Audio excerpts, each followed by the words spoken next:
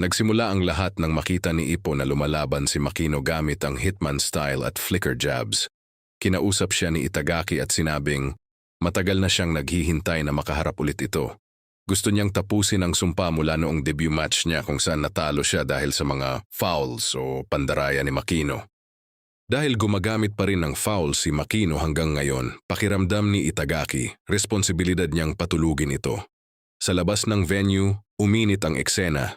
Nilapitan ni Makino sina Itagaki, Ippo at Nanako. Nagsimula itong mang-asar at halatang naiinggit sa atensyon at magazine coverage ni Itagaki. Nang asarin niya si Itagaki na baka matisod ulit ito at pinansin pa ang girlfriend daw nitong si Nanako, biglang sumulpot ang karibal ni Itagaki na si Imai, pambasag trip si Imai at sinabing hindi girlfriend, kundi nakababatang kapatid niya si Nanako. Muntik nang magkaupakan ang tatlo, mabuti na lang umeksena si Ippo para umawat. Bago umalis si Makino, tinapakan pa nito ang sapatos ni Ippo bilang banta. Mad dog talaga ang tingin ni Imai dito. Samantala, sa Kamogawa Gym, pinag-uusapan nina Ippo, Takamura at Kimura ang paparating na laban. Ang payo ni Takamura, gamitin daw ni Itagaki ang speed niya at kung gagawa ng kalokohan si Makino, tapatan din niya ng kalokohan.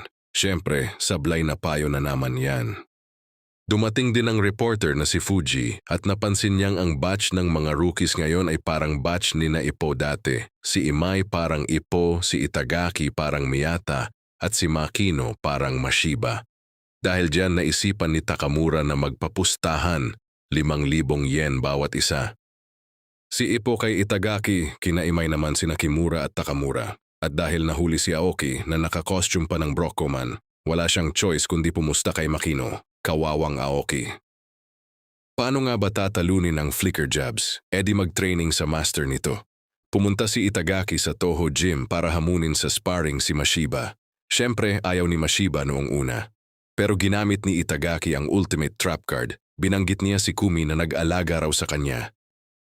Na-trigger ang pagka-overprotective brother ni Mashiba kaya napasparring siya nang wala sa oras. Bugbog sarado man si Itagaki, nakakakuha naman siya ng solidong data kung paano i-counter ang flicker. Pero may nakakatawang eksena pa mga boss. Isang araw narinig ni Mashiba na tinutulungan daw ni Kumi ang kaaway. Maya-maya nagpaalam si Mashiba na may kadate raw siya para bumili ng damit na shock si Kumi at tinawagan agad si Ippo. Nagmala detective ang dalawa para sundan si Mashiba. Pagdating sa mall, laking gulat nila na ang kadate ni Mashiba ay walang iba kundi si Itagaki. Bro date pala, sa kainan, patagong nakinig sina Ippo at Kumi. Dito nagbigay ng seryosong payo si Itagaki kay Mashiba tungkol sa love life ng kapatid nito. Tapos inamin ni Itagaki ang tunay niyang motibasyon. Gusto niyang manalo para mabawi ang kumpiyansa niya at gusto niyang sabihin ni Ippo na isa na siyang tunay na pro. Gusto niyang maging proud sa kanya ang senpai niya. Sa kabilang banda, hindi naman purong demonyo itong si Makino. Habang nagjo-jogging, dumaan siya sa isang ospital para bisitahin ang isang batang pasyente na si Atsushi. Natatakot si Atsushi sa operasyon niya.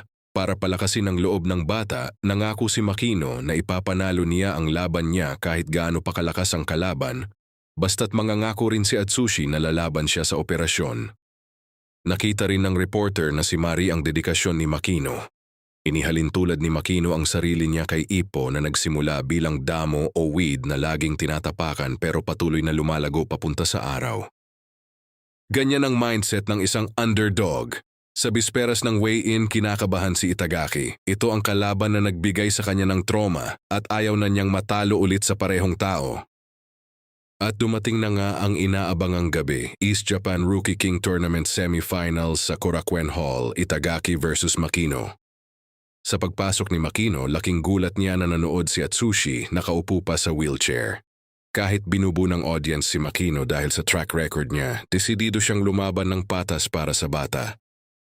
Pagring ng bell, pumasok agad sa Hitman style si Makino at nagpakawala ng flicker jabs.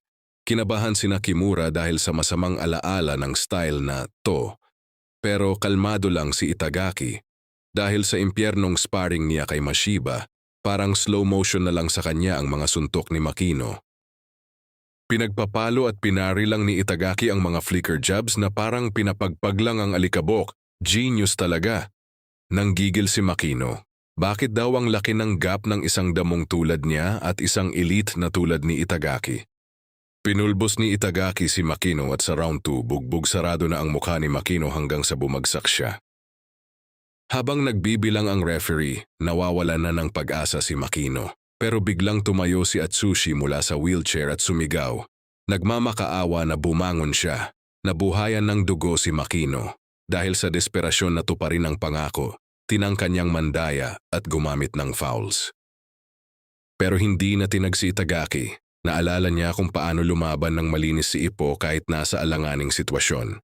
Ayon kay Itagaki, hindi katulad ni Ippo si Makino dahil si Ippo, kahit damo, lumalaki ng diretso sa araw ng hindi nandadaya.